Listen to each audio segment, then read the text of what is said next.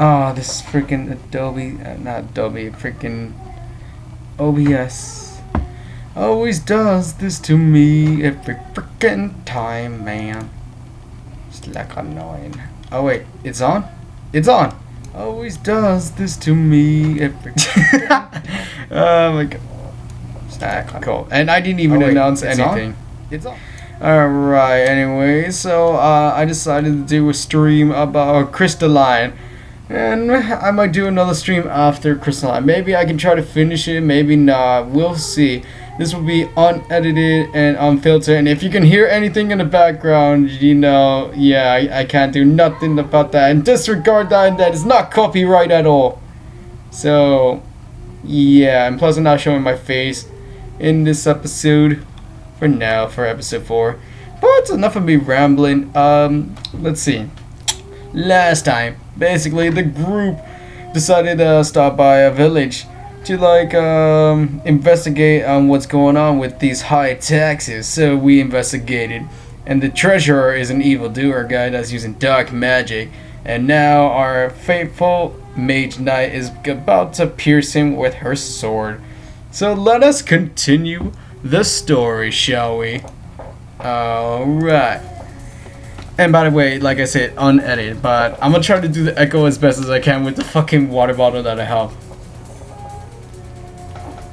It shut us apart, and the shadowy mist leaks out of the orb enclosing the room in a dark fog.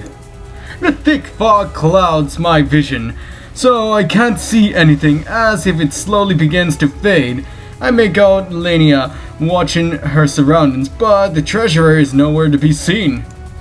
Motherfucker. When she doesn't see her enemy, the glow from her sword fades away. The mayor lets out a throaty groan. He rubs at his head, his eyes now looking groggy, like somebody who has just woken up. What is... Lenna sheaths her blade. Take it easy. You were under the effects of shadow magic. Shadow magic? He shakes his head as if to free his thoughts. He must be trying to shake off the lingering effects of the magic. Is it finally over? Lenna nods. The mayor takes a few more minutes to compose himself. When his eye seems more focused, he sighs in relief. You have my thanks. Suddenly, the door barges open and Zack races in. Behind him is a wave of guards. Stop him! He's with us! The mayor stands up unsteadily at his feet, but addresses the guards. Leave them be! But I said leave them be! You're damn right! They hesitate and shoot confused glances at each other, but ultimately follow the order and lower their weapons. Took you guys long enough. He looks at me. What are you doing down there? He kind of took the bullet, man. I groan as I rotate on my back. He offers me a hand, which I accept. He took a shadow blast, aimed for me. Aww. Zack blinks in surprise, but looks impressed. Seems like you ended up being useful after all. Oh, you dick! Thanks? Lenna checks her manipulator, but it remains still. The shadow magic is gone. The mayor seems much more alert. It was my treasurer, wasn't it? Yes, it was. Lenna nods. He sighs heavily and sits back down in his chair. When he first arrived into town, I thought he would be like all the other travelers and go on his way. But he said he knew how to make this town even greater than what it is now. He had ideas on how we could become more than just a wayward stop. The first step was to increase taxes to build up our treasury. He hangs his head in his hands. All I wanted was to help the people here have better lives. All I've done is cause them suffering. You weren't in control of yourself. But it was me who made all the rulings and enforced those tax laws. Lenna shakes her head. It wasn't you. That man had a tainted sphere, and he was using it to influence you. The mayor leans back. He looks tired, as if a huge weight was dropped on him. I don't deserve to continue as mayor of this town. Aw, dude, I don't know you, but aw, that sucks. I guess, in a way. Oh, snap. One of the guards steps forward. That's not true. Hey!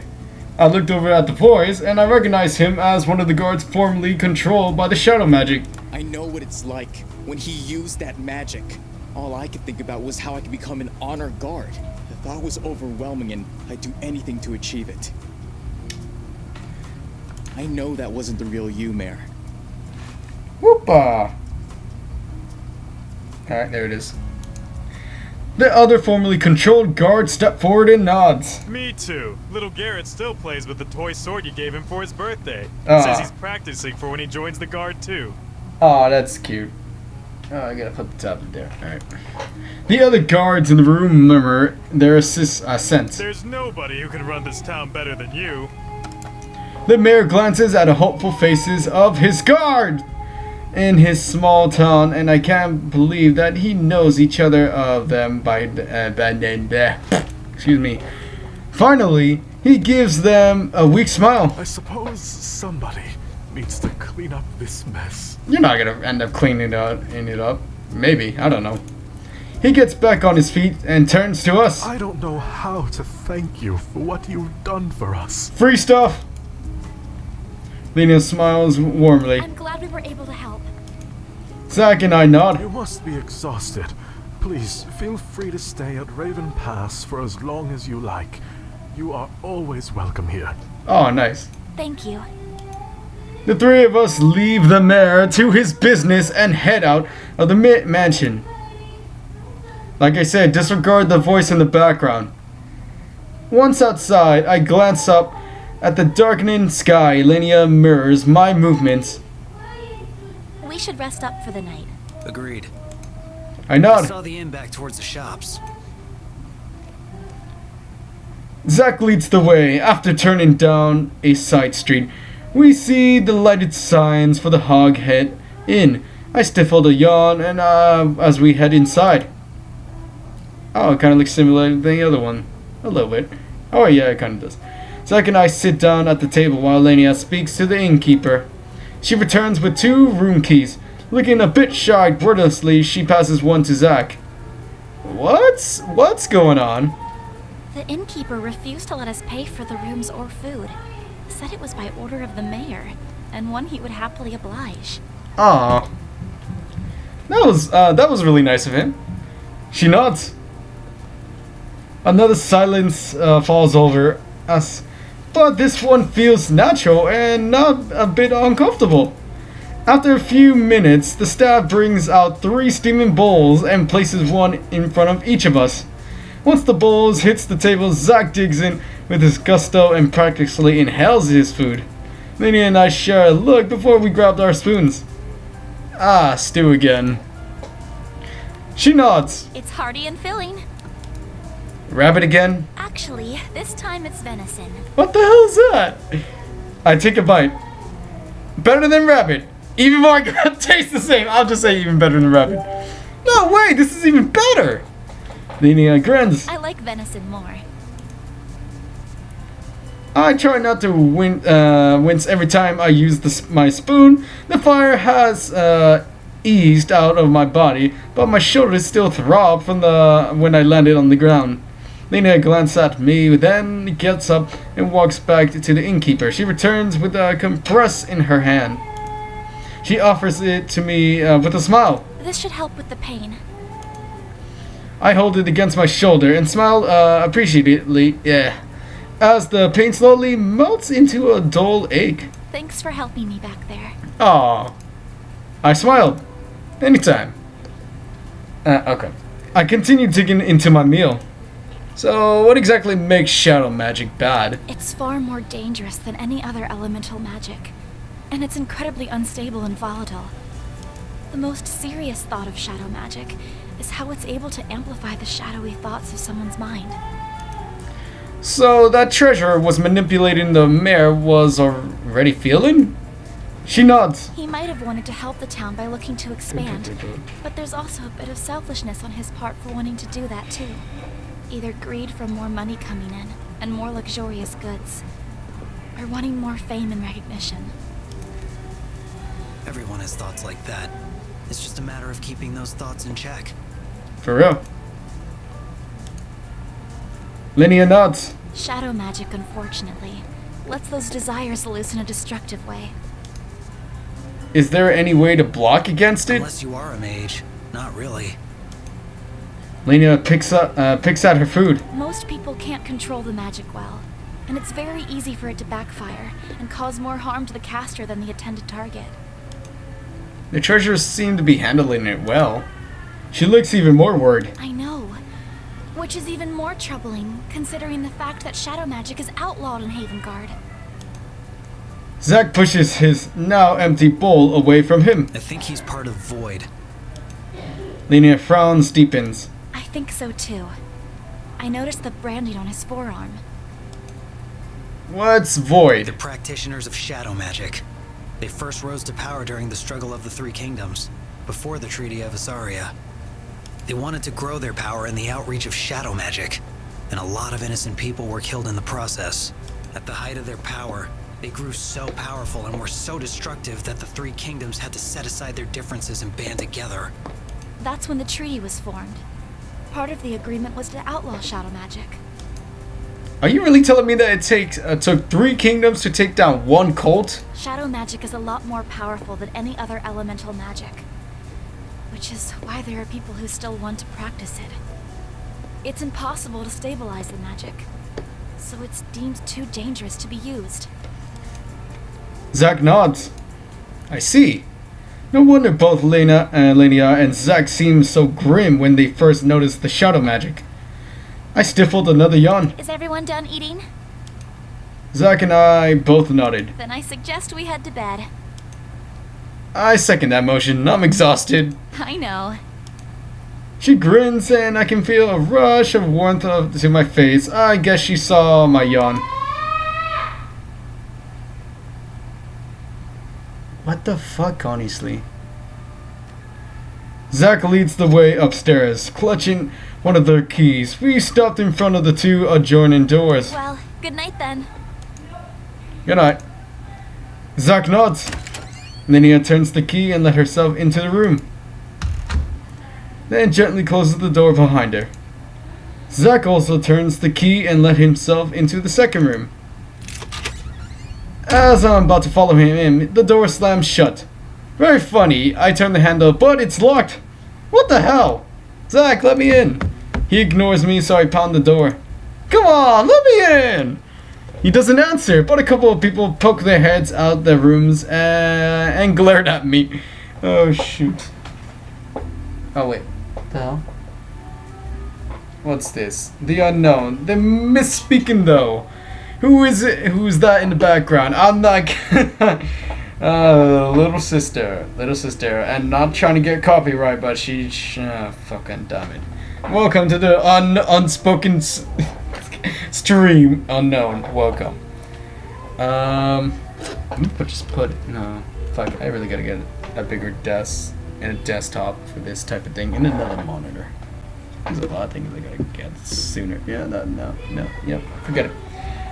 Oh, I swear to God, she better not get me copyrighted. She better not fucking get me copyrighted. She better not get me copyrighted. Alright, anyways. He doesn't answer, but a couple... Oh, yeah, I already read that. Be more quiet. Try Lenna's... Oh! Oh, shit, try again. We could try that. We could try the middle thing. It is unedit thing, so be more quiet. I can try be more quiet, but let's try that. You know what? Fuck it. Let's try it. Let's try Lenna's room. This is ridiculous. I knocked out Lenna's door. Lenna? She opens the door with a crack, then pulls it open all the way when she recognizes me. Her brows are Chris with worry. Is something wrong? Oh my God! What the? Oh. Zack's being mean. Yes, I want to stay with you.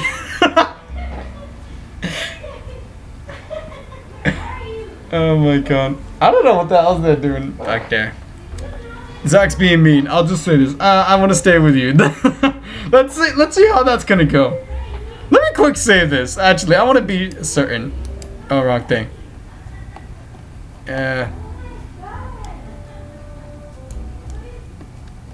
Oh, that's what I had to do. I don't want to risk it. I don't. I really don't. Override? No. Oh, it's the next thing. Alright, return. Alright, let's do this. No, I was just thinking it would be nice if we spent the night together. She narrows her eyes and slams the door. Oh, shit! Damn, that's 2 for 2. Try again. Be more quiet. Oh my god, get wrecked, dude. Oh shit. Alright, I'll be more quiet. Sorry. I gently knocked on the door. Haha, very funny. You can open the door now, please. No answer. Try again. I continue hammering repeatedly on the door. I can keep this up all night. Suddenly, the door swings open and I walked in. The first thing I notice are the twin beds. Zack lunges on one and fixes his stony gaze on me. What the hell was that? Why didn't you let me in? No space. What the hell? There are 2 beds! Zack wordlessly walks over to the other bed and pulls back the blankets, tucked it inside, and are both in of his dischargers. Not cool, man. Not cool. I got to remove my the weapons. What are you doing? This is my bed. But then where will they sleep? Oh my god, are you are you fucking kidding me? I just looked at him. Finally, he sighs and collects his discharger. This fucker. Oh my god. I lie back on the bed, and as soon as as my head hits the pillow, I am asleep.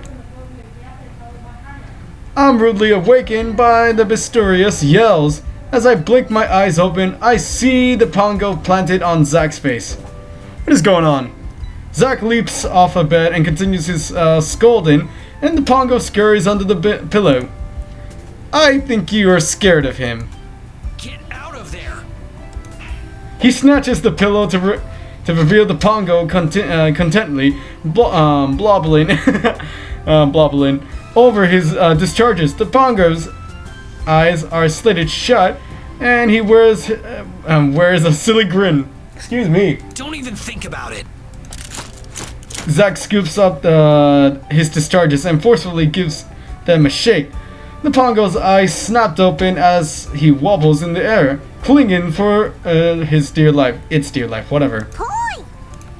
Zack doesn't cease his shaking, and somehow the pongo seems to be hanging on. His smile body jiggles up and down until he finally bounces to the floor.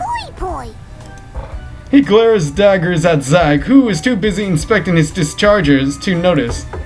There's a sharp knock on the door.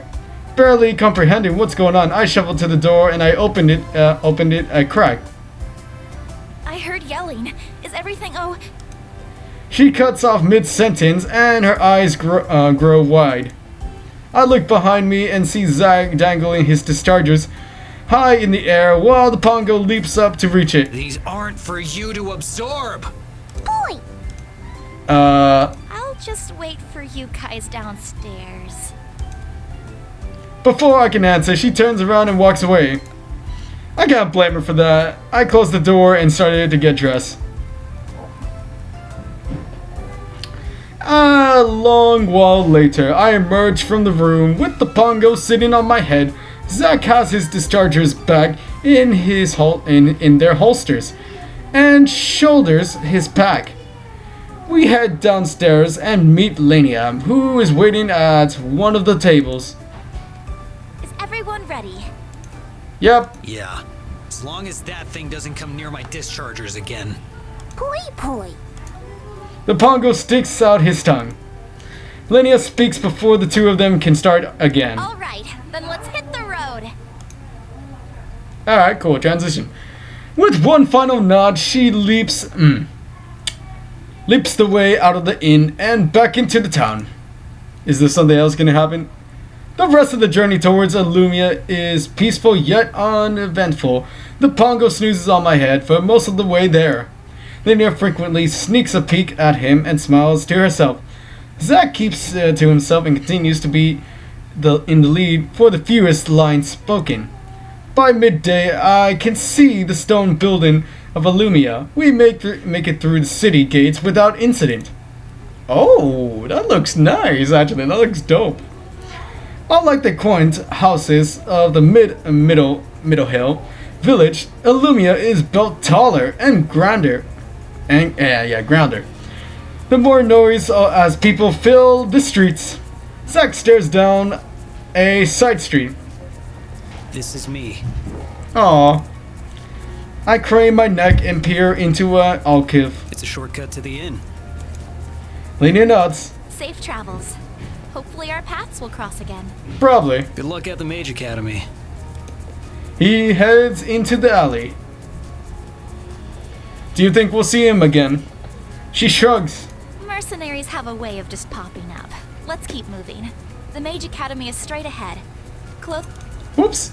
She points to to a Lumen Tower with a high stepples. Finally, we get to go to the Mage Academy. As we get closer, I see that the tower is attached to a castle. Oh, you studied there? Yep. This definitely looks prestigious. She noticed my wonder. What's your academy like? Liberal arts college, party school, normal university. Normal university. I shrugged. The usual. There are a lot of students, different majors, but we all have the required care courses which we have to complete before branching into our majors. Lenna nods. That sounds similar to the Mage Academy.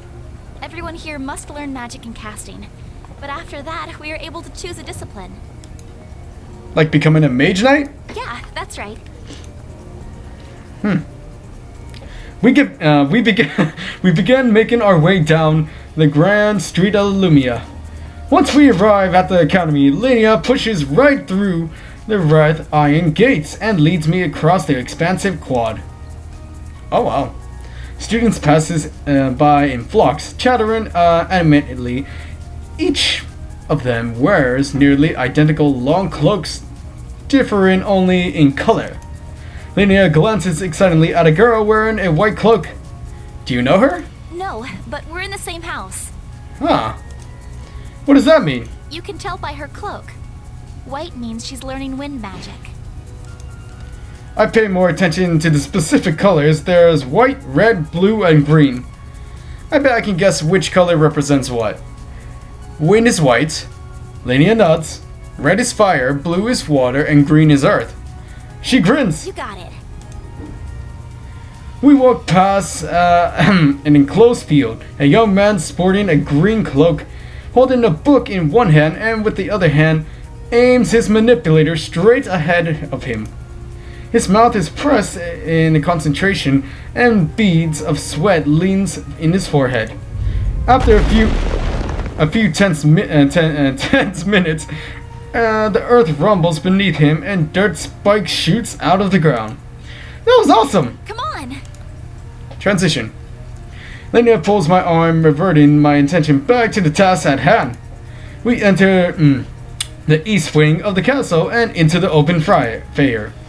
There are only a scattering of students wandering these halls, and most are accompanied by an adult wearing long black robes. I assume they must be the professors. Lenna scans each professor we pass, as if we're looking for someone specific. She leads me up a winding staircase, then grins when she spots an older man with a graying hair. His robes are pleated with white stripes, and he carries a staff in one hand. Professor Orin. Orin. He turns at the sound of his name and matches Lenna's grin. Vienna, one of my best and brightest. What a pleasant surprise. Oh wow. She smiles bashfully at the compliment. It's great to see you again. What brings you to the academy? Actually, I'm here on official business. I'm sure you've heard of the random concentrations of magical energy by now. He nods. Well, I found someone who was directly impacted. She gestures to me. I shift awkwardly as his gaze falls on me. Although he looks intently at me, I can sense his curiosity. What exactly do you mean by impacted? I was investigating a report of unusual magic energy in Meadowhill, and it turns out the concentrated energy originated from him. Professor Oren raises a spectacle eyebrow. That level of energy would tear a human apart from the inside. Are you sure you weren't mistaken? My manipulator read the energy level. Maybe we can use the Academy's equipment to scan him again. Yes, let's do that. He motions for us to follow, then turns down the hallway. We arrive at a spacious room. There's a large device on one end of the room, which is separated by a wall glass. The device has two panels on the side, which stretch up about 8 feet of the ground. The other side of the room is a handful of students and professors. They consistently focus their manipulator in what I assume to be a magical test, and every so often jot down notes. A couple of pongos openly roam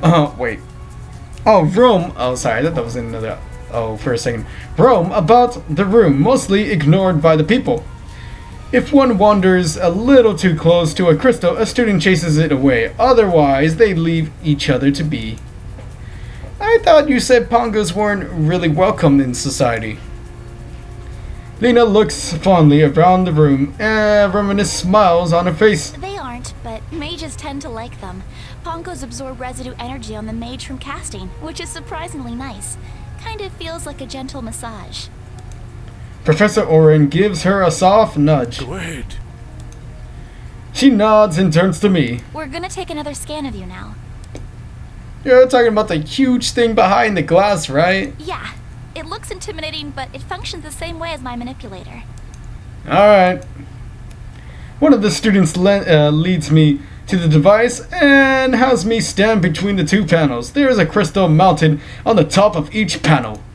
As he closes the glass door behind him, the quiet mumbling of voices is muted into silence. A beam of soft light emits between the crystal and slowly descends towards my head, passing through my torso and disappearing at my feet. Once the light is gone, the same student lets me back into the room. The Professor O-ring looks grave, while Lenia's mouth is pressed into a firm frown. This can't be right. Maybe we should scan him again. Leanna, the levels that you reported would have killed this young man. Even so, how is it possible that this scan shows he has 0 magical energy?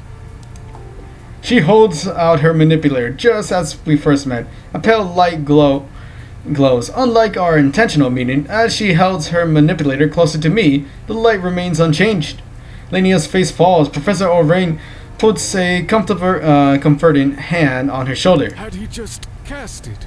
Perhaps it was magical residue which you had read. As you know, that tends to slowly leave the body after each magic use. She shakes her head. It was too high a reading to just be residue. Defend Leniana, don't get it. Yeah, I'm gonna defend her. Fucking what the hell? We did not live here. That's the last time Lena used her scanner thing on me. That light, that little glowy light was pulsing me like crazy. Like, it was almost flatline. It was beeping so much. Professor O'Rain seems intrigued. Then perhaps it was a faulty reading from your manipulator. Perhaps. I can hear the skepticism in her voice. It seems to be working fine before. Lena shakes her head as if asking me not to continue. I should get back to my students, but I hope I get to see you again. So that's it? What the hell are we gonna do? Professor O'Rain gives Lena's shoulder one last comforting squeeze before he leaves. While our discussion had been taking place, I noticed the Pongos would watch me with interest. A green one starts to gravitate towards me. Maybe it's interested in Lenia's magic? But then why does it look like it's heading towards me? Boy? I look down and see my wobbling blue friend at my feet. Hey, you're back. He bounces on the ground and fixes me with a wide smile. Oh, fucking damn it. What the fuck? Fucking lie. Sorry, yeah. He bounces the ground. Oh, okay. Oh, wait. He bounces the ground and fixes me with a wide smile. Suddenly, he stops and stares at the green pongo, who blinks back at him. He hops towards it and grins. Poi. Poi poi. Ooh, excuse me. Poi. Okay. My pongo's eyes widen. Poi poi. What the fuck? The green pongo grins and hops away, and my pongo follows it. I have no idea what just happened, but why do I feel all warm and fuzzy inside? As the pongos run off, a professor in a wheelchair rolls towards us. Although he's lost all of his hair, he doesn't seem as old as some of the others. Leanna. Xavier. Professor Xavier! Oh my god! That's so funny. She doesn't bother containing her surprise. Professor Xavier! The Professor Xavier? What am I thinking? Pleasure to meet you. Yeah, I would freaking do that. No, let's just be nice. Pleasure to meet you.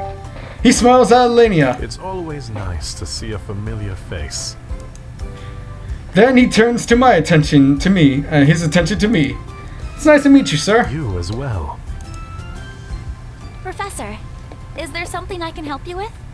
Leanna, how high was your original energy reading? Yeah, Mr. Professor Xavier. In the thousands. He caressed his brow and ponders quietly. Tell me, are you familiar with the theory of temporal rifts? Yes! Lenna and I both shake our heads. In the most basic sense, a temporal rift occurs when the fabric of the universe is torn. In the midst of this tear, there is a moment where the parallel worlds overlap. Lenna and I glance sharply at each other.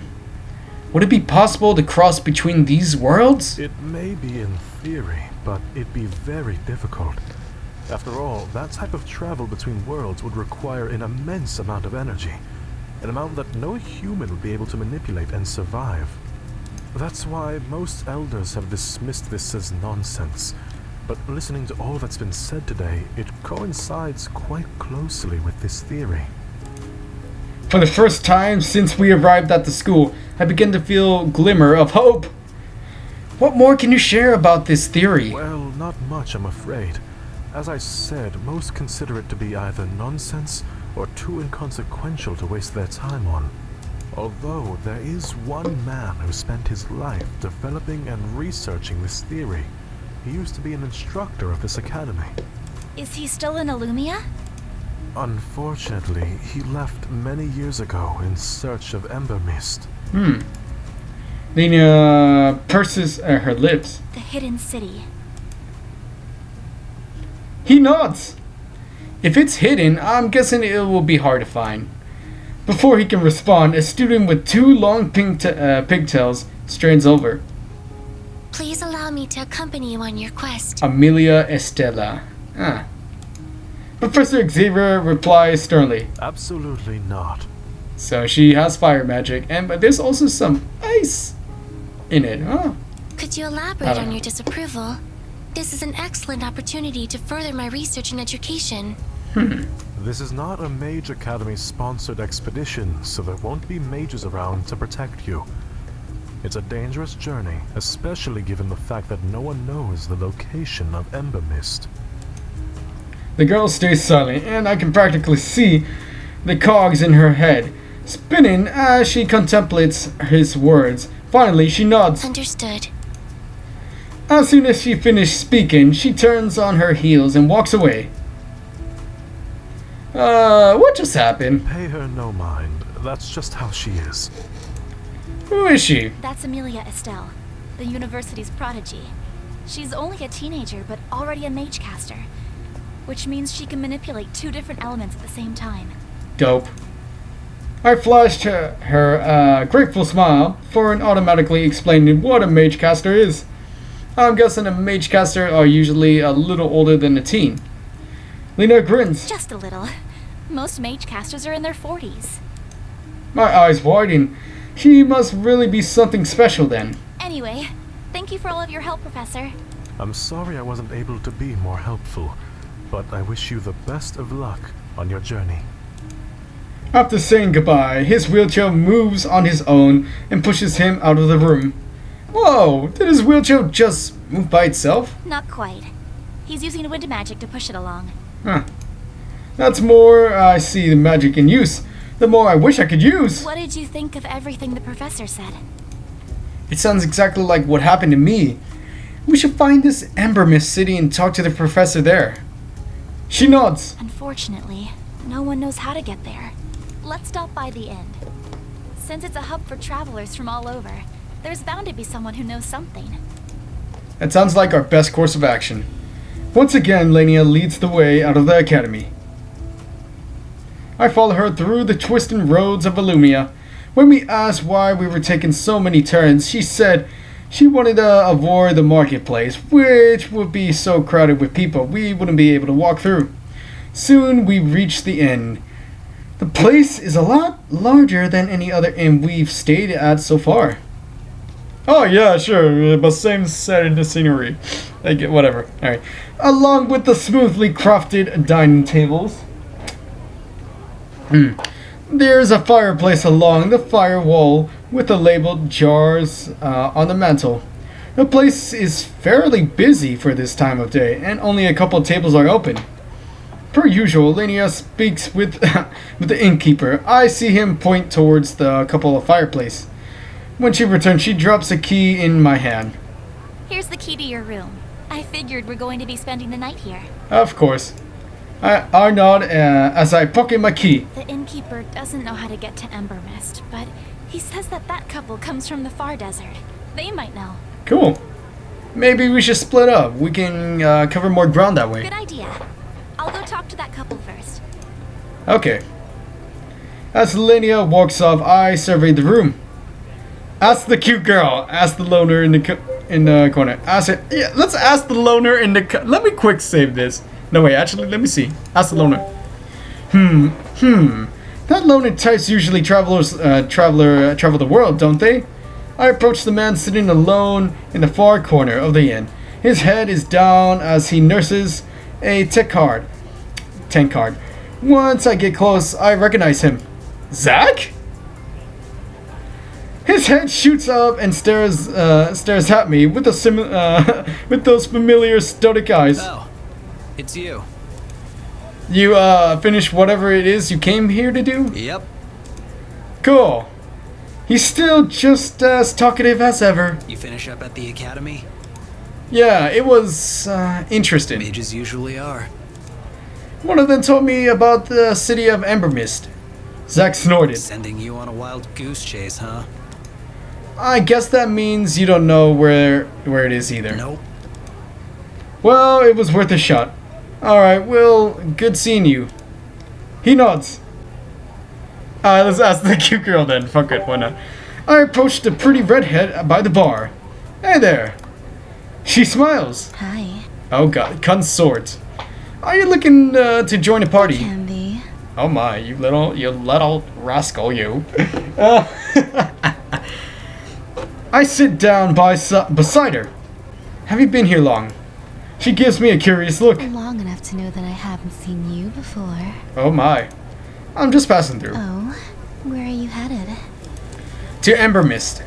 Suddenly, her smile drops. That's not the reaction I was expecting. Ember Mist doesn't exist. I frown. I don't think this is going anywhere. Alright, never mind. Her smile drops again and she grabs her drink. She sways her hips as she walks and approaches a man who's drinking alone.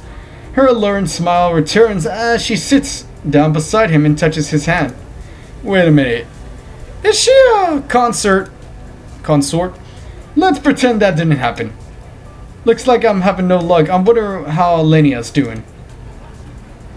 Judging from her pout, she had about as much success as I did. We make our way back to the bar. Greetings. Oh. Amilia waits for us to by the bar, and I'm startled to see her presence. Lenna looks just as shocked. What are you doing here? I've come to accompany you on your journey. Oh, gosh. Professor Xavier made it very clear that you were to stay at the academy. His logic is rational, but my presence and assistance is far more beneficial for you than it is for me to remain at the academy. Oh, calm down, boy. What assistance? Okay, hold up, boy. Sirach, no, on the CDs. No, on the CDs. Boy, go follow your mom. Good boy.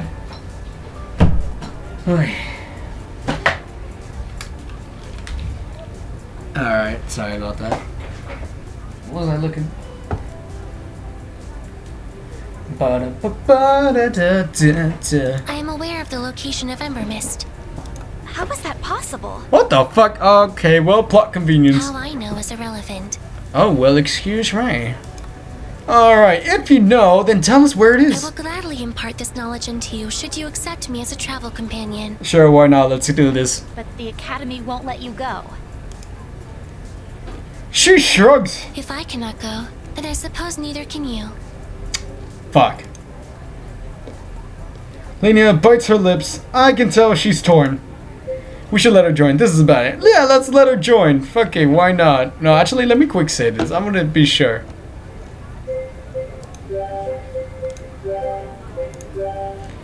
Let her join. We should let her join. We shouldn't go against a direct order from the Mage Academy. What other choice do we have? She frowns. Nobody at the inn knows the location. I doubt we'll find anyone else who can tell us how to get there. Are you really willing to give up this lead? Lenna runs her hands through her hair as she thinks. She steals glances at Amilia, who watches us with the hawk eyes. Finally, Lenna's expression softens and she nods. Fine. You can come with us, but only on the condition that you let us bring extra protection. That is a logical conclusion. I am not opposed to it.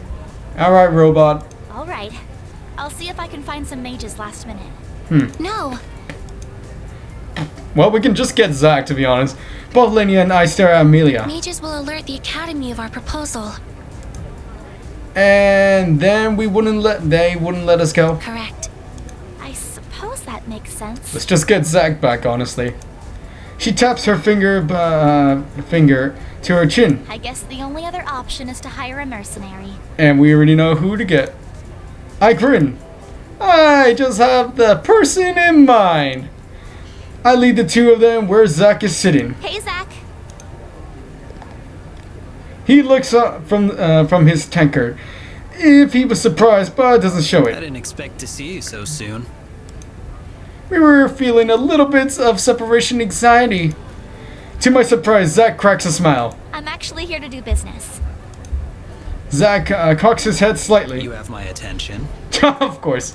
We need protection for our newest companion. She nods towards Amilia, who merely stares at Zack. He gives her 1 silver. Isn't she a mage? Yes, but a student. That is not an accurate description. I am... Alright, robot.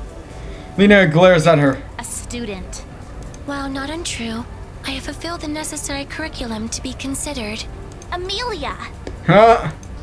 Lenna is clearly exasperated. Amilia cocks her head to side and studies Lenna curiously. My bad. Anyway, what we're trying to ask you, excuse me. Anyway, we're trying to ask if are you for hire and will you accept this job? Zack pauses and takes a long swing from his drink. He looks from me to Lenna to Amilia, then pauses again. Finally, he nods. All right. Really? That's great. We're headed to Ember Mist. Zack raises an eyebrow at me. You found someone who knows the way. Yep. I pointing to Amilia. Interesting. Alright. Now that we have our team, what do we do now? There's no point in beginning our journey when the sun is almost gone. That's true. I should return to the academy before my disappearance is observed. Good idea.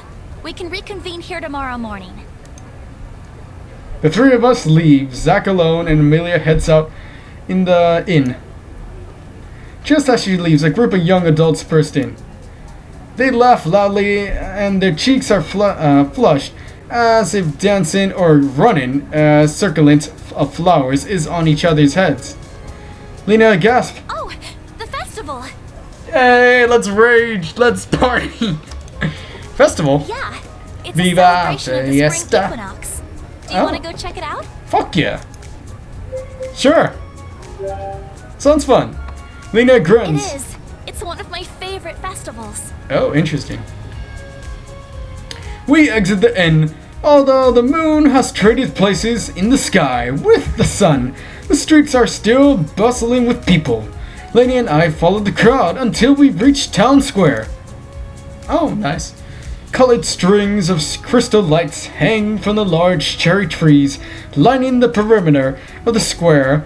Their light spills softly rainbows on the smiling faces on the townsfolk. The heavenly aroma of spices and grilled meat teases me towards the festivities. My bad. A simple stand is set up on the one side of the square, where musicians play the jaunty tune. The top of their feet in the time to beat as dancers whirl around the center of the square. As we pass through the square, giggling girls offer circlets of flour. Lenna happily accepts hers and lets the girl places it on her head. It's so beautiful. Everything looks so different. Her eyes sparkle and she taps her feet to the rhythm of the music as she watches the pairs of dancers jumping and twirling. For the first time since we met, Lenna's face holds no trace of caution. My eyes are drawn to her as her smile lightens up the entire face. Her face. She turns towards me and I quickly look away. I hope she didn't catch me staring. Would you like to dance? Hey, baile, bailo, man, baila, do it. I'm up for it. Time for some bumping it off.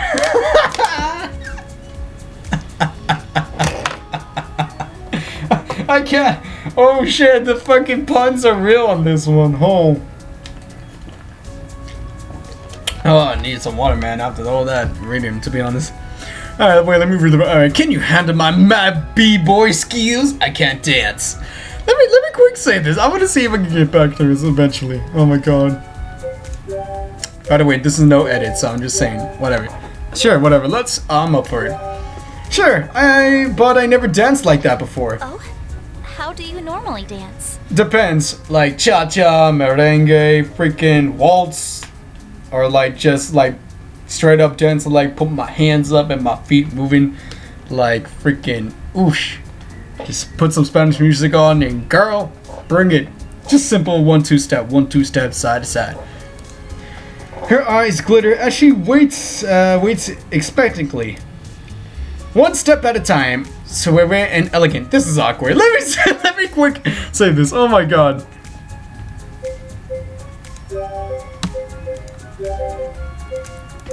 But wait, it's a festival basically. It's jumping back and forth. So I could do the suave and elegant one at a time. Let's do it one at a time. Why not?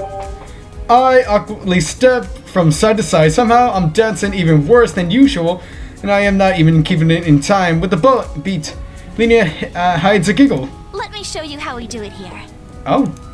She takes my hands and in hers and pulls me to a more secluded area of the dance floor. For this song, we're gonna raise our right hands up like this so they touch. Also, it is like, okay, I could have picked the suave one, elegant. She bends her elbows and holds her arm to the eye level. Then she moves my arm so it matches hers. I can feel the warmth of her fingers as they, damn it, waffles, as they brushed my own. Our hands will stay here, and then we use our right foot to step to the right. Then left. Hey, there you go. Yeah, just then like we'll shift our weight front and back in a ball change. As she speaks, she demonstrates the steps. Then we do the same thing on the left. Left foot left, right foot back, and ball change. Then we step to the right and spin from behind. Come on, try it with me. Aww. Alright. We get into the position, and Lenna counts off. 5, 6, 7, 8. First I step. Prototype version minigame will be available in future. Oh, really? There's gonna be a dancing one for that? That's so cool. That's funny too. Dance good, dance poor. No, let's dance good. Come on. Matching Lenna, I stepped with my right foot. That's it. Then I step with my left foot to the back and do a ball change. Next, we do the same thing on the left, and then we step with our right foot and spin. Prototype version minigame will be available in future builds.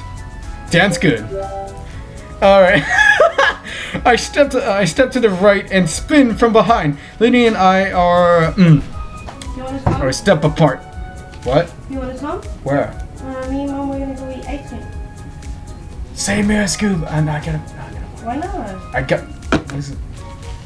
Dude, I gotta do this. That's the. Don't do me. How do you think I'm getting?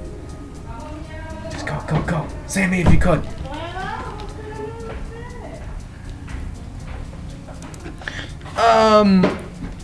Did we do this right?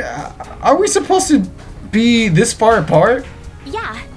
Normally, we'd be facing our new partners, and we do the whole thing over again, starting with our left foot. Oh, then do it freaking face to face. Come on, don't be shy. And once that's done, we'll be facing each other again. Alright, come on, do it. We go through the steps another time, and I managed to dance it perfectly. Wow, you're a natural. Are you sure you've never done this before? A lot of quinceañeras parties, bar mitzvah, snap. Her warm grins infectious, and I find myself grinning just as broadly. It's because I had such a great teacher. Her that's a smooth talker right there. That's cute. Her cheeks flushed, and as she's about to reply, our gazes meet. Lena's breath catches in her throat, and she seems to have forgotten what she was about to say. For a second, I forgot about the crowds of people around us. All I can see is her. Aww. Then someone jostles us, and we quickly look away. What just happened here? I catch her glancing at me, and she smiles shyly. So, do you think you're ready to join the rest of the dancers? Oh, that's some cute shit right there. Oh, fuck. That's really some cute shit right there. That really is. That really is, man. Oh my god. I'm game if you are. I hold out my hand, and she accepts it. With the same coy smile, then I lead her out to the dance floor. Aww. We dance late into the night until our feet ache and our throats grow hoarse from laughing. The party is still going strong as Lenna and I return to the head and into our separate room. Aww. I haven't had this much fun in ages. As I fall into my bed, I enter. Oh, you know where this is gonna go. I enter the dreamland with an immense smile on my face. Is there gonna be a CG picture? Oh no, alright. The next morning, we regroup downstairs at the inn as planned. Is everyone now prepared to begin our journey? We nod. Then let us depart. Alright, cool. She leads the way of the inn and back into the quiet city. Remnants of the last night's festival littered the ground in the series of petals and general debris. Ooh, excuse me. The cleanup detail is hard work. They wear thick gloves as they half-heartedly remove the decorated debris. I wonder how long they've been working on this. The festivities are continue even after. Hey, after party, dude, come on. I threw in my hat and went to bed. Lenna and I share a glance, and she smiles. We follow Amilia through the twists and turns of the city. Where exactly are we going now? To the Crystal Rail Station. Oh, cool. Crystal Rail? Sounds like it might be a train. Lenna speaks up before I even ask. Where are we taking the crystal rail to? Bazada. Bazada. She looks up in surprise. Ember Mist is in Bazada? They say you can find anything there. Oh my god, my throat's killing me already. She shoots Zack a look, which he returns in his usual stony gaze.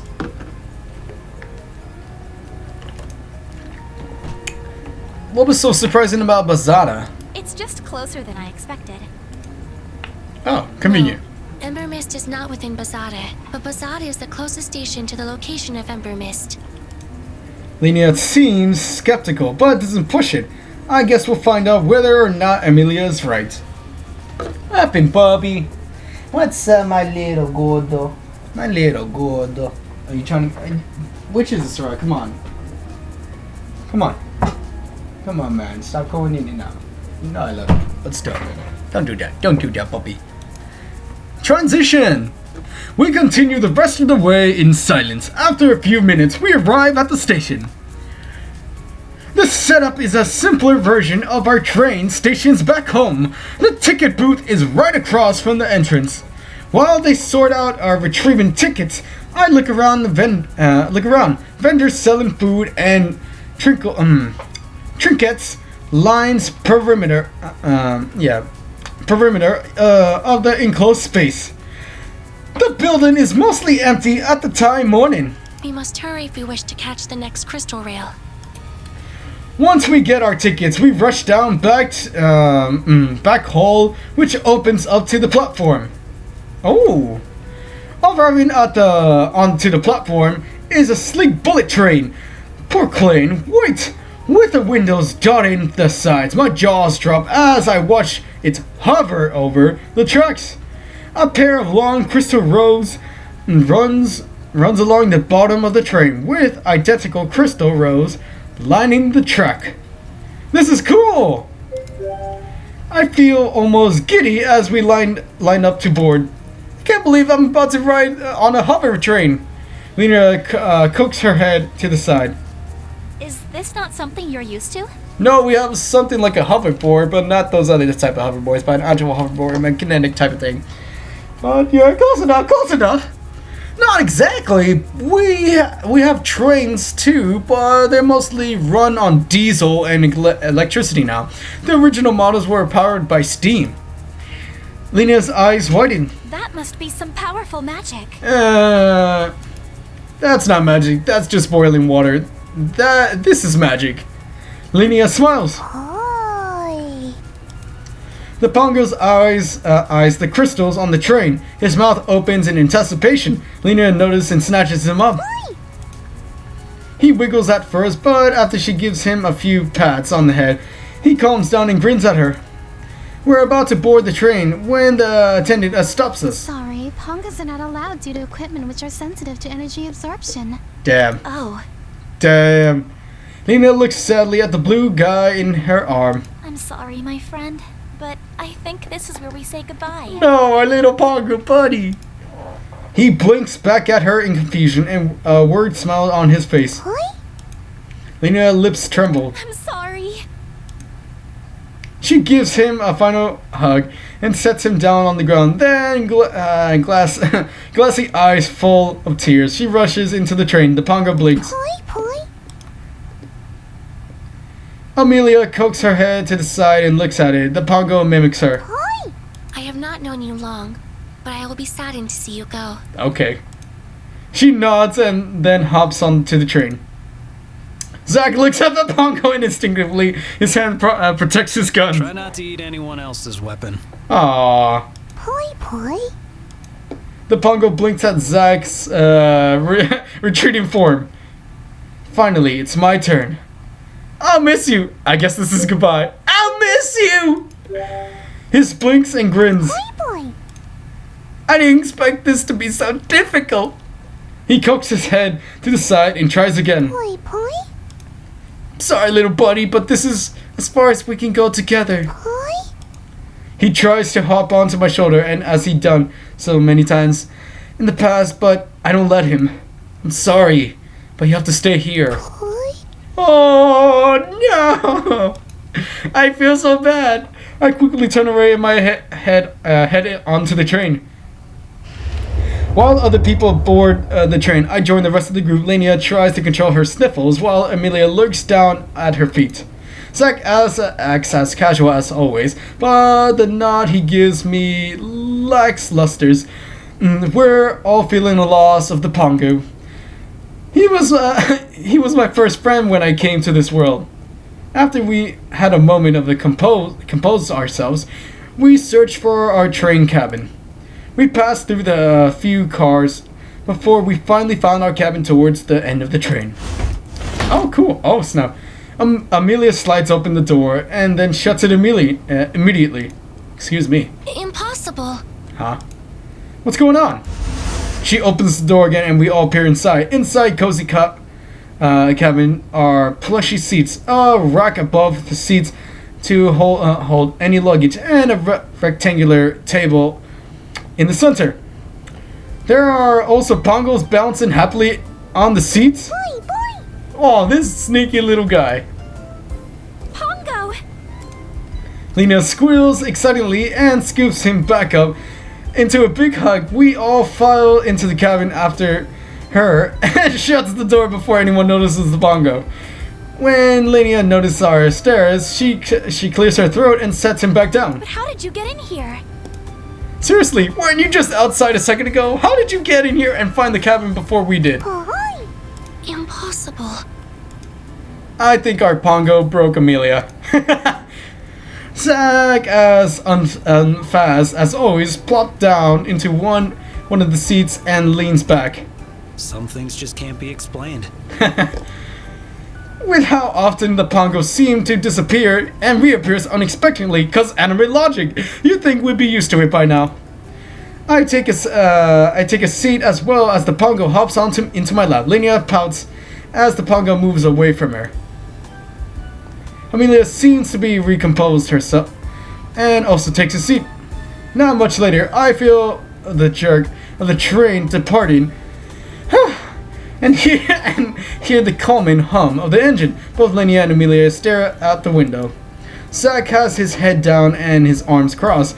I think he may be asleep, but it's hard to tell. Remembering how I found him at the campsite, I can only assume this guy can literally sleep anywhere. Maybe my eyes feel droopy too. Whew. Oh god, my throat is killing me, man. My throat is killing me. My goodness, gracious. I bet it's only been like 2 hours or 1 hour, almost 2 hours.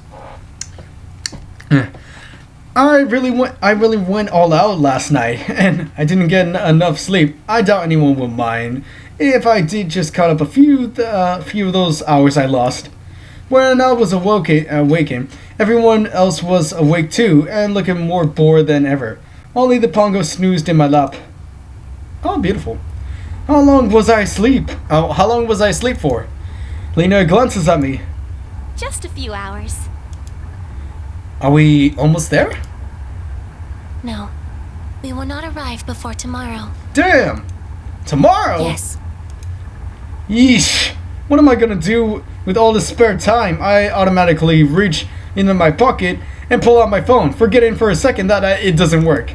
Shoot! But then my hand closes it onto something equally good. I pull out my deck of cards and I lay them out on the table. Oh, you're gonna show them? Oh.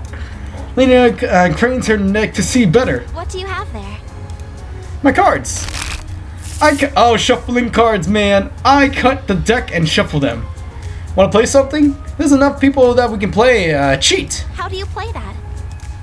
It's easy. Earth around, you will put a card from your hand, face them down on the center of the table, and say what card it is. Like this. You mean like bullshit or something? Or fuck. What was the other thing? No, yeah, bullshit. That's bullshit. That's how I play. It's not cheap, but it's called bullshit.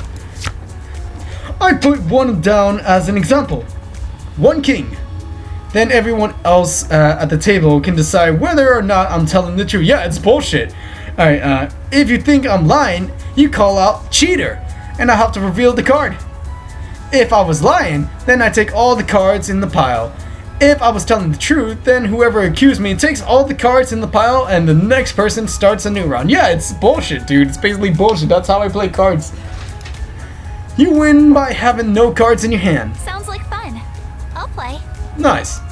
Amelia looks thoughtful. Although I have not partaken in this game before, this sounds like it would be a stimulating challenge. Yes, it would be, robot. I bet Zack is not caring, but I think he might join, maybe. I glance at Zack. You in? He shakes his head, or not. I'll pass. Aw. Lenna frowns. Why not? I know that mercenaries love card games. And it's not like there's much else to do while we wait. That is true. Oh. It's just not my type of game. It's a... what the hell? I guess no game then. Let's up the stakes here. Alright, yeah, let's up the stakes. Let's up the stakes here. As a mercenary, I think I know what can spark his interest. What if we play for money? Zack sits up and looks at me. I thought you didn't have money. I do have money. I fish in my pockets and drop the loose coins I have on the table. It's just not usable here. Amelia leans in close and peers at the money. Even Lenna takes an interested glance. I fail to recognize this type of currency.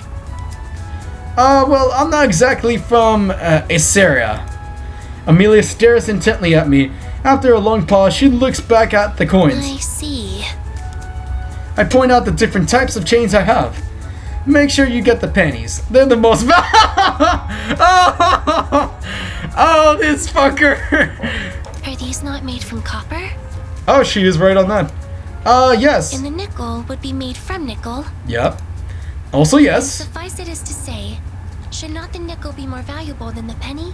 Damn, she got me. Zack leans back into his seat. If it's not money I can use, then I'm not interested. Aww. Zack. I will pay you for his coins. Oh no, don't do that. Zack sits back up. Go on. You son of a bitch, Zack. For any coin of his you receive, I will trade you one of our coins. Amelia, you really don't have to do that. Yeah, you don't really have to. Like, damn. I know. Lenna looks uneasily between Zack and Amelia. Alright. Deal. Yeah, we'll probably beat him. As Zack settles in, I deal out the cards. Zack frowns when he looks at his hands. These cards are strange. Like I said, I'm not from Assyria. I give a brief rundown of the suits and faces cards. When I looked up from my hand, I see Amelia staring at me. This is getting a little uncomfortable. Let's start the bet. Excuse me. We all throw our coins out the table. I'll go first. I drop a card face down on the table. 110. Silence. No reactions. Okay, Lenna, it's your go. Okay. She slits a card onto the table, her face completely blank. 1, 2. Cheat, pass. Oh, damn, I don't know. I mean, there's only 2 cards. There's only 2 cards. Alright, let's cheat. Cheater! Lenna flips up the card and reveals the two diamonds. Darn! She grins while I grab the pile. Amelia's go. Her face even more stoic than Lenna's. Amelia places a card onto the table. 1 queen. I'll pass. I don't think she's cheating. Again, neither does anyone else. Maybe they aren't quite understanding how to play, although I guess it's just the first round. Finally, it's Zack's go. In usual Zack fashion, he stoically slips a card down. 2 8s. Cheater. Whoa, she was fast. Without breaking from his pocket face, he flips over the card, reveal different cards, then 8s. Silently, he collects the pile. We count how many cards each person has in their hands. Whoever has the lowest number so far collects the first round of bets. Then we threw in our next round of bets. Okay, me again. Stay with the truth. Yeah, stay with the truth. Better stick with the truth. Poker face, show or tell. Poker face. Keeping my face as still and as blank as possible, I slip 2 cards onto the table. 2 or 3s. Nobody calls me out. So far, so good. Lenna looks slightly worried at her hand, then smoothes her face. 2 aces. Cheat! I saw the moment of worry. She definitely is cheating. Cheater! Lenna proudly flips over the 2 aces. You tricked me! She giggles. Wow. Amilia puts down her card. 2 sevens. Pass? Her poker face is just too good. I can't tell if she's cheating or not. So I'm not gonna stay silent. Nobody else calls her out. Without delay, Zack lays down his cards. 2 5s. Before anyone else has a chance to react, Amilia calls out. Cheater. Zack grumbles under his breath as he collects the pile. Amilia looks smug at Zack's disgruntledness. The bet for the round goes to the winner, and we start a new pot.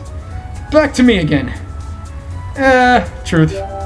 Going to stick with the truth is what I do best. Poker face. Draining all my emotions from my face, I place the card on the table. 1 king. Nobody calls me out. Lenna lays down her card, looking confident. 1 king. Alright, I'll pass. Whatever. That's the same card I put down last round. I bet she also has one. This feels like her baiting for someone to call out. Nobody calls out. This must think the same thing I do. Amilia wears the same stony face and slips down the card. 1 jack.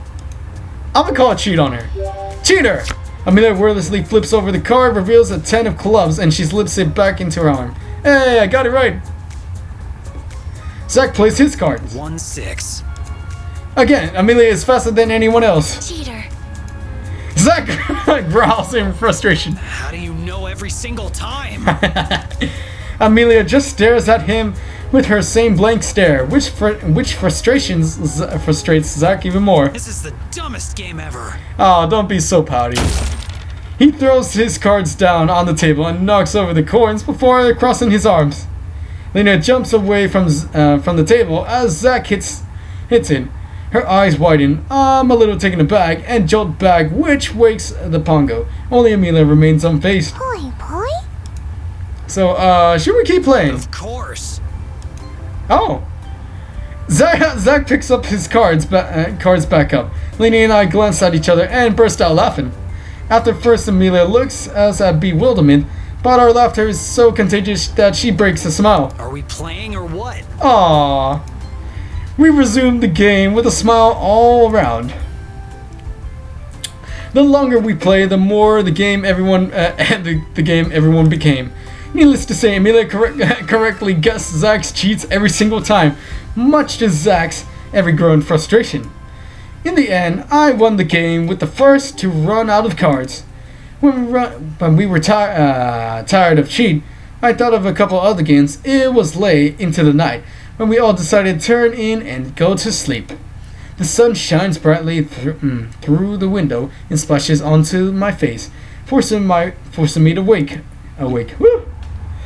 Lenna and Amilia are both already awake, but Zack is still has his head down as he is still asleep. I looked outside and squint at the sky. What time is it? It's already past noon. We slept through the entire morning. Nice. We did? Lenna giggles at my alarm. Normally that would be a bad thing, but in this case it's okay. We're almost at Bazada. Cool. I nod. Transition. Zack gradually wakes up and we all make sure we have all of our things. After another hour or two, the train stops and announces the arrival to Bazada. The sun hangs high in the sky as one by one we stepped off the train. As soon as I set foot in the city, I assaulted by the sound of voices. Ooh. Makeshift stalls, the lined sides of the roads and alleys as people pack streets. Traders and excuse me, oh my god, I'm losing breath here. Whew. My god. Traders entrance onlookers to view their wares. and customers haggled in the heated shouting matches. Are we going to travel through that? I blenched through the thought of getting trapped amidst the sea of people like a sardines in a can. We have arrived in Bazada. This is where we'll find Ember Mist? No, as I said, it is the closest city to Ember Mist. Considering the bustle of the place, I find it a little hard to believe that the hidden city is close. No wonder Lenna seems so surprised. Amilia seems to read my thoughts. Of course, close is a relative term. We must first traverse some rough terrain and pass through the forest before we find Ember Mist. She points toward the south, where I can make out the tips of the treetops, and then she glances up at the sky. Considering only a few hours remain before nightfall, it may be in our best interest to spend the evening here in the city and depart in the morning. Lenna nods. Good thinking. This marketplace is so huge. People say you can literally buy your heart's desires here. Is there something you're thinking of buying? Nothing in particular, but I would like to check out the stalls. Traders from all over the world gather here to sell their wares. Hi! I glance down at my feet and watch the Pongo wiggle excitedly. He casts hunger, looks into the crowd. Is there a lot of magic here? I haven't seen this guy so excited since he first tried to eat me. Amilia bends down and scrutinizes him. She pokes him with a finger, and the Pongo giggles. Hi, boy! I'm going to the inn. I'll meet up with you later. Before any of us can react, Zack slips into the crowd. Should we go after him? Amilia doesn't even blink at Zack's departure. She's too preoccupied with the Pongo. Lenna shakes her head. No, but since Zack left, I'm going to go too. Should we meet back up at the inn? Sure. She nods and heads into the crowd. Since everyone else seems to know what they want to do, what do I want to do? Check on Zack, be a loner, go shopping with Lenna, see what Amilia is up to. She's just poking the freaking Pongo, but I'm gonna quick save this. Excuse me, oh my god.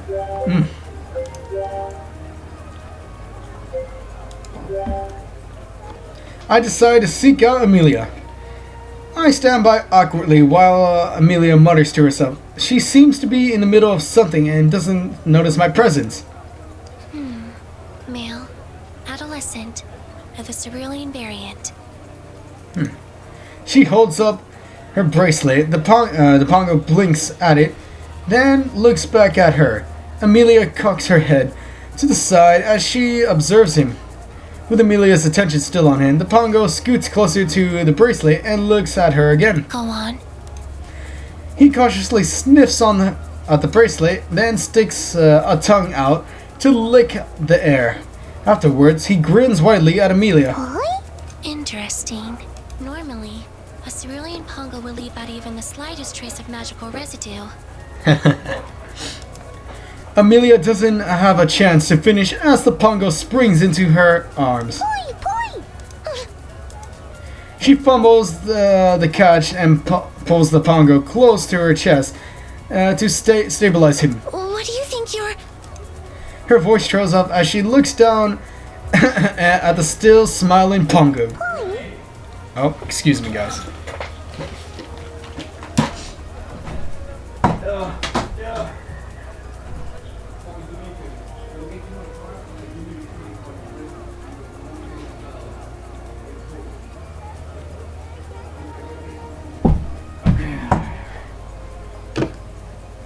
Let me get the red one. All right. I'm getting there.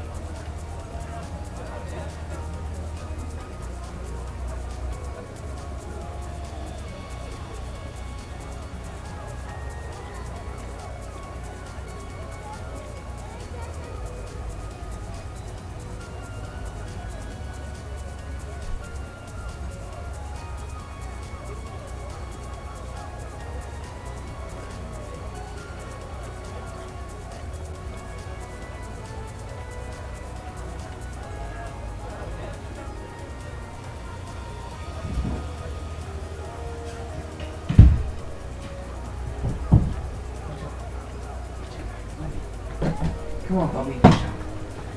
Opa! Excuse me. Sorry. Ah, gosh.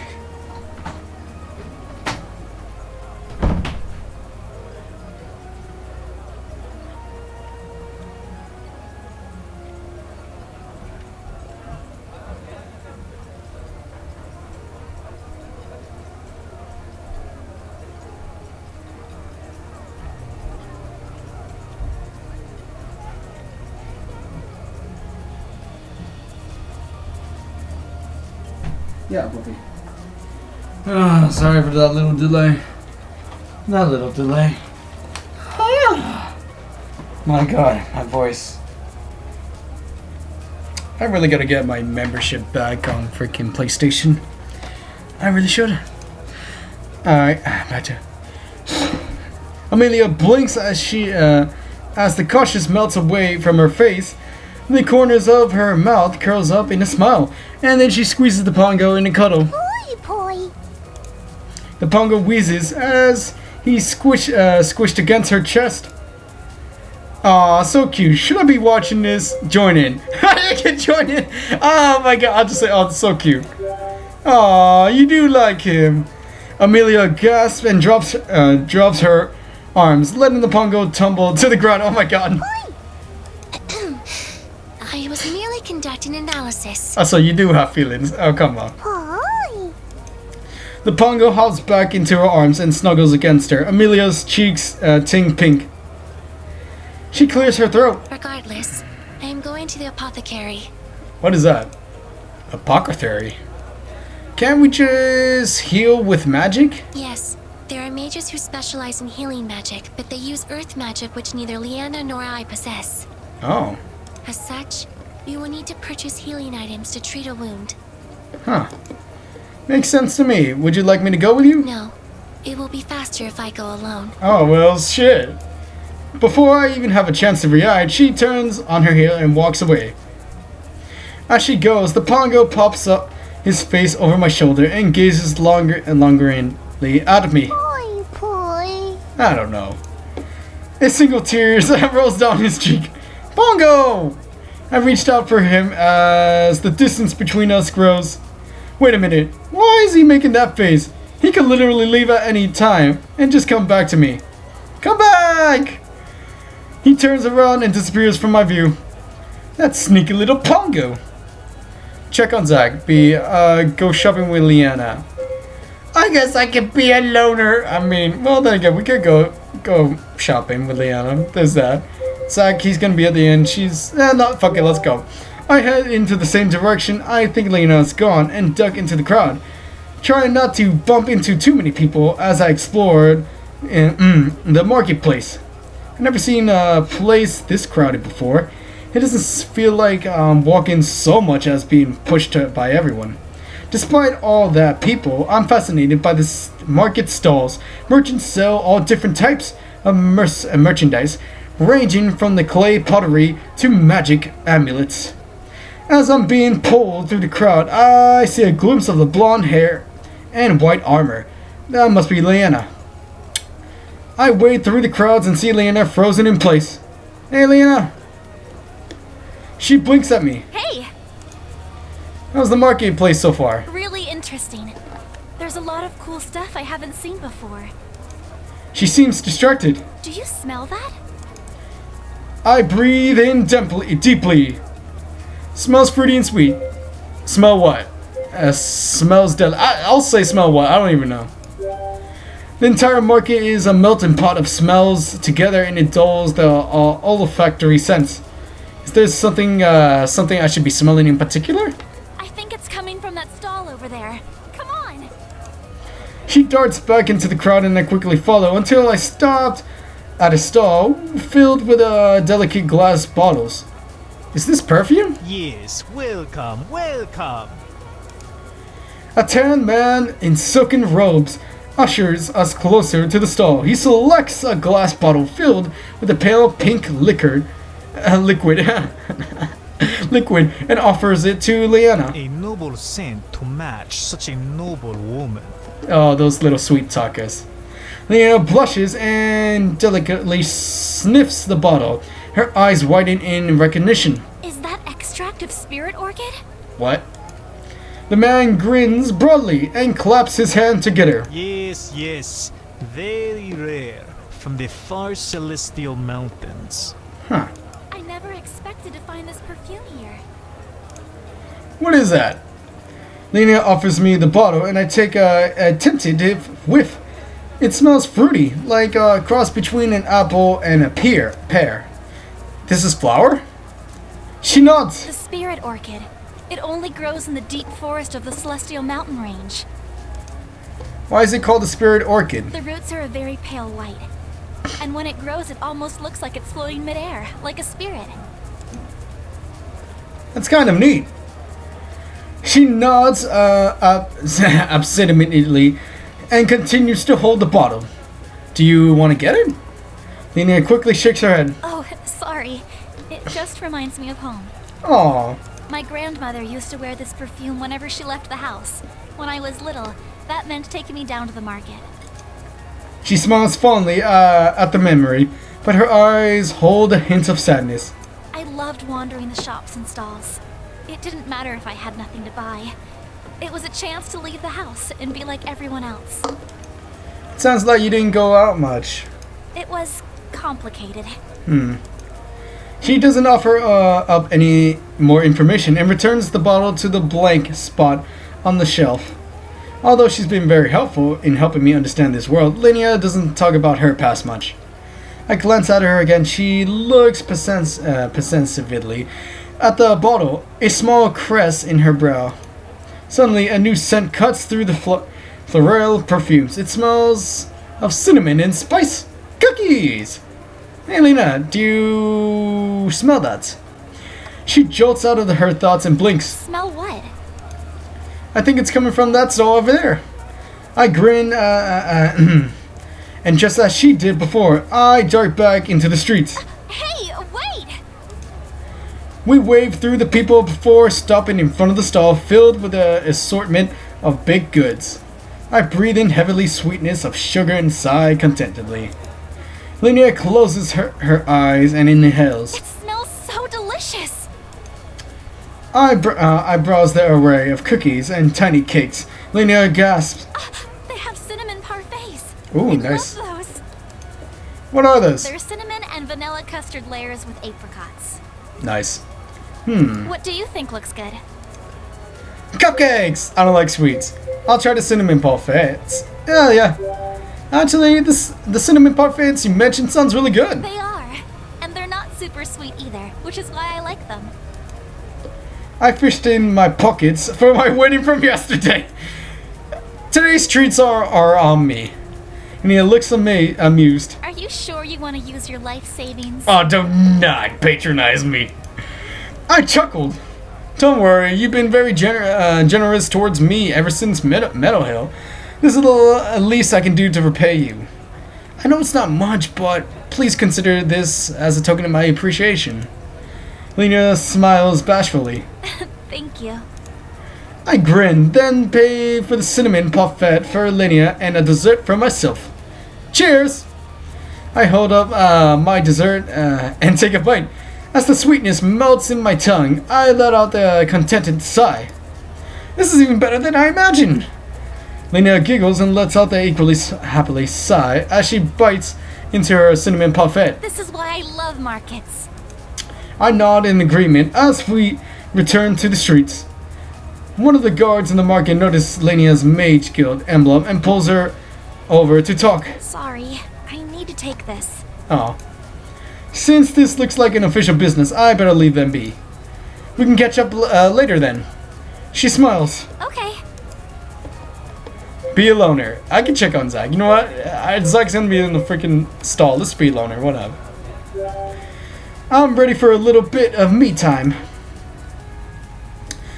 I head into the crowds and appreciate all the marketplace has to offer. After exploring the city, I meet up with the rest of the group back at the inn. Tensions are high as we eat in silence. I think everyone is a mixture of weariness and anxiety for the next long of our journey. Even the Pongo is strangely silent and obedient. Sorry. Oh, like I said, I am losing my breath right here, man. It's been like 2 hours probably. Once we finish eating, we head upstairs to find our rooms. Upon finding her room, Lenna suddenly perks up. Oh, Amilia, you and I will be sharing a room tonight. Amilia speaks dismissively. Naturally. That would be more appropriate than the alternative. She pauses, then looks at Lenna with interest. Are you insinuating that you would rather share a bedroom with them? What? Amelia points to Zack and me. What? No, of course not. Oh, my mistake. Of course you could not have met both of them. There aren't nearly enough beds. You must have meant him. Oh. Amelia points to me.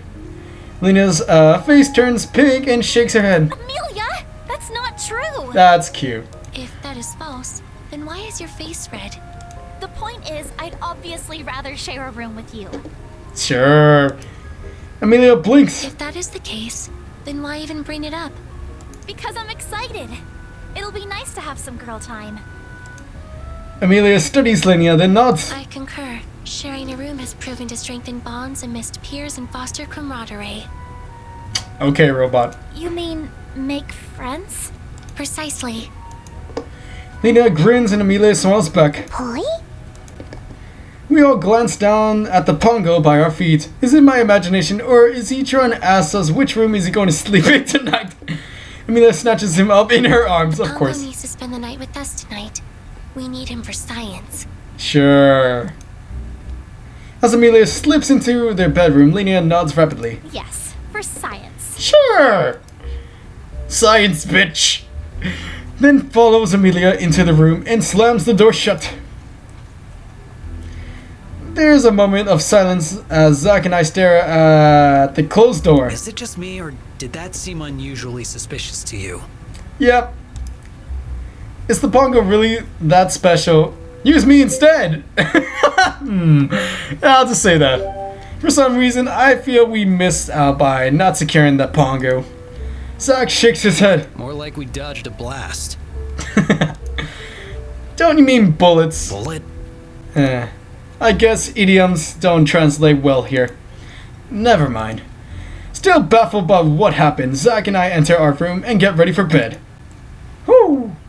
Although the train was more comfortable than I expected, it cannot compare to the real beds.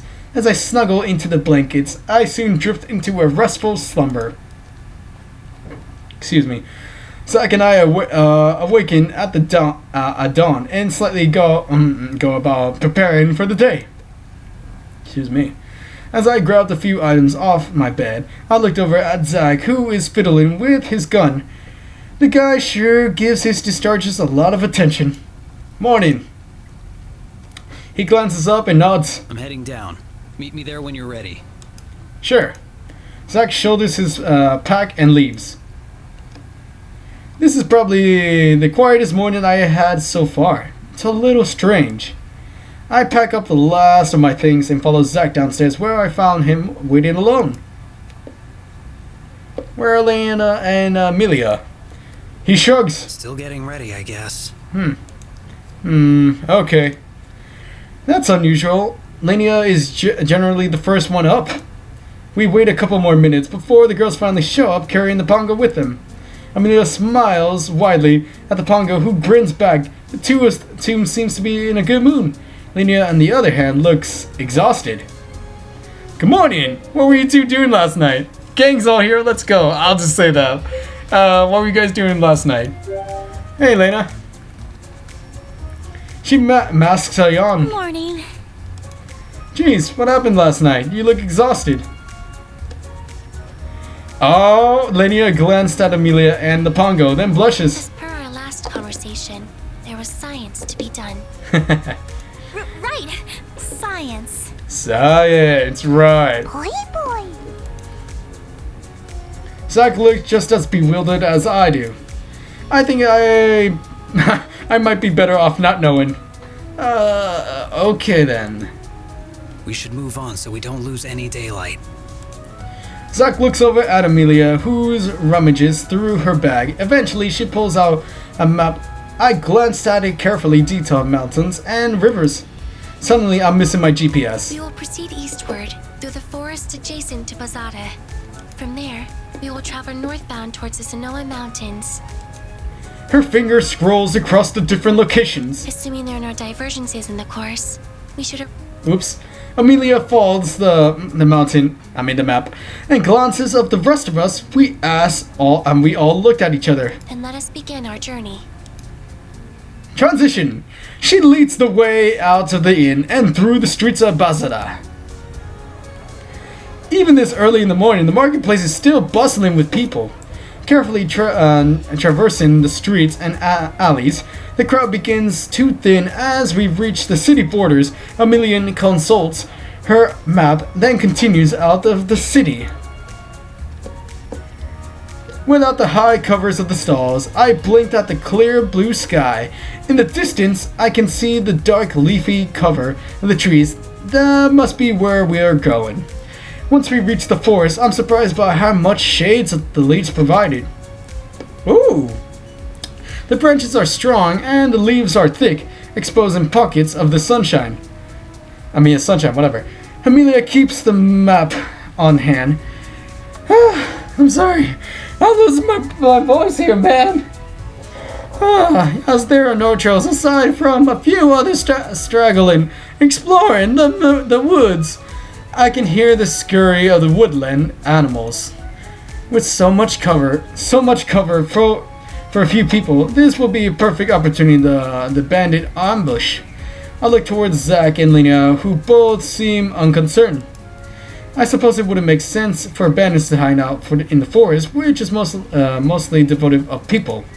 We aren't carrying any cargo either, so there's even less of a reason to attack us. The deeper we travel into the woods, the thicker the canopy of leaves become, nearly blocking out the sunlight. All of the people have long gone, and even the rustle of bushes have become quiet. Aww. The Pongo nestles even deeper into Amelia's arms. Lenna shivers and wraps her arms around herself in a hug. Check on her. Yeah. You okay? She seems startled and drops her arms, trying to act normal. I'm fine. If you say so. I know exactly what I'm fine means in Earth in English. Where I come from, when a girl uses those two words together, it means she is not fine. Lenna blinks and then lets out a small laugh. It's nothing really. It's just that the woods are getting darker and darker, and there's a lot more shadows. Aw. Are you afraid of the dark? Lenna shakes her head. Nothing like that. But really, you don't have to be concerned. It's nothing. I'm still not convinced, but I'll trust her. Okay. The forest continues to block out even more light. Soon oh god, it is becoming darker. It becomes dark and we can barely see what's in front of us. Are you sure we're going the right way? Amilia pulls out a torch of her bag. In response, she touches her fingers to the tip of the torch and her bracelet glows. Then the torch erupts into flame. Oh. Indeed, there is no need for alarm. The darkness merely indicates we're about to enter the Forest of Sorrows. Oh my. Forest of Sorrows? I'm surprised by Lenna's outburst. Her face is deathly pale. Do we have to go through here? There must be an alternate route. Aww. Amilia shakes her head. Ember Mist can only be accessed through these woods. Lenna groans. I had a feeling you'd say that. So this is what was bothering her. What's up with the Forest of Sorrows? I mean, it sounds spooky enough, but is it really that bad? It is rumored that those who venture into the Forest of Sorrows never come out. Oh. They never come out? She nods. The reason people are unable to escape is because they hear the voices of the loved ones they have lost. They fruitlessly search for their loved ones, losing their way, chasing the wailing of the spectrals. Oh. No! Amilia, stop!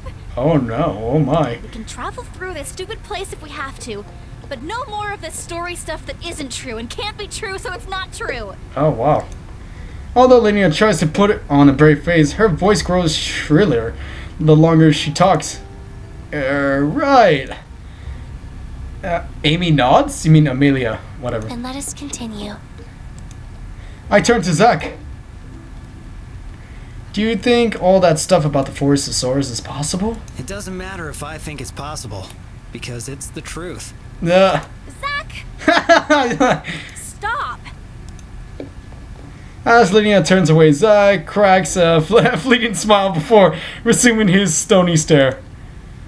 The trees have now lost their cozy feel completely and look a thin, old, and withered.